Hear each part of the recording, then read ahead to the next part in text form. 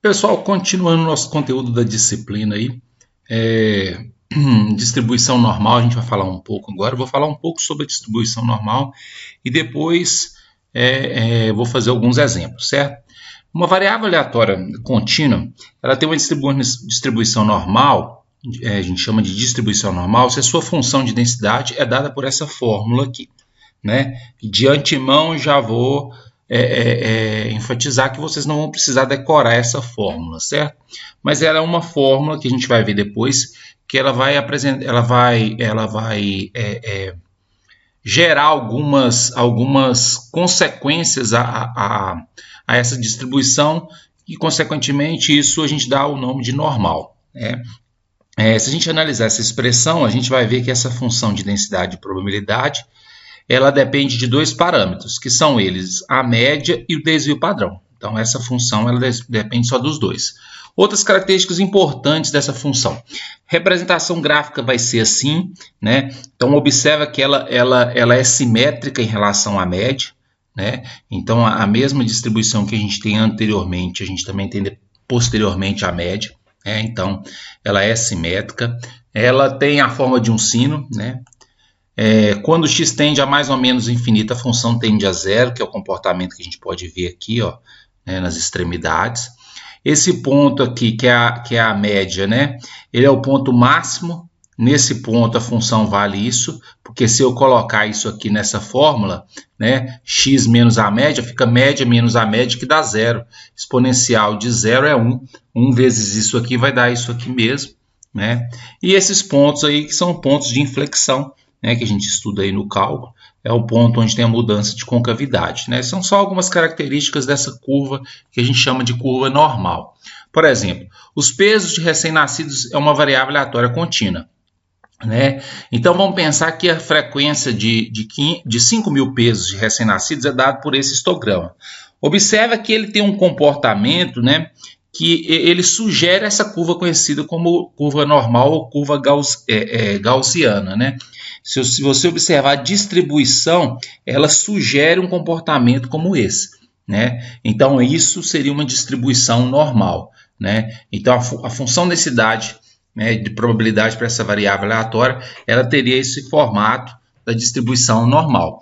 E assim como muitos outros exemplos, a gente tem o modelo normal para algumas funções. Nesse caso, né, quando a gente tem uma distribuição normal, a gente vai denotar por esse símbolo aqui. Então, a gente usa esse símbolo aqui, esse n, né, associado ao normal, e serão atribuídos dois valores, um para a média e o outro para a variância aí. Então, esses dois valores são os valores que a gente vai utilizar depois em relação àquela fórmula lá, né? Então, a gente vai denotar, e depois vocês vão ver como que isso vai ser feito. A gente vai denotar a curva normal por essa notação aqui, ó. Então, esse n e aqui dois valores, o primeiro da média e o segundo da variância aí, certo?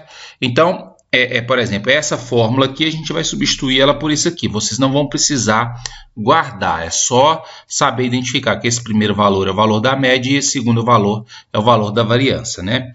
Então, por exemplo, olha só o que acontece. Aqui eu coloquei dois gráficos, o N01 e o N21.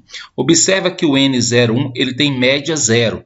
E então ele é esse primeiro gráfico aqui, ó. Ele tem o eixo de simetria em cima do zero. O N21 já tem a média 2, ó. 2, ou seja, a média dele está aqui, ó, 2. Então, o que acontece na mudança da média? É um deslocamento que a gente tem horizontal do nosso gráfico aí. Se eu tiver uma mudança no desvio padrão, o que vai acontecer é essa curva ficar mais ou menos achatada, né? Então, com a mesma variância, né, a gente tem a variação de média, a gente observa esse movimento gráfico aí, certo? Aqui está escrito, né, o efeito de mudar a média é deslocar o gráfico mudando seu eixo de simetria. Porque, por exemplo, para essa primeira curva normal, o eixo de simetria seria em cima do zero, que é a média. Para essa segunda, já seria em cima do 2. Tudo bem isso aí? Agora aqui, ó, agora eu tenho duas funções, distribuições normais com mesma média. Observe que a média é a mesma, que é 0. Agora a diferença está na variância. Para essa é 1 e para essa é 4. Quanto mais elevado for o valor da variância, mais achatada a curva vai ser. Por quê? Porque os valores estão mais dispersos, né? A variância, desvio padrão, está associado com a dispersão, né? Então, quanto menor for o valor do desvio padrão, mais fina vai ser a curva, porque os valores vão estar mais condensados. Maior for o desvio padrão, maior for a variância, os valores vão estar mais dispersos, por isso ela é mais achatada aí, né? Então é isso que está dizendo aí, dispersão muda à medida que a gente muda essa medida aí, né?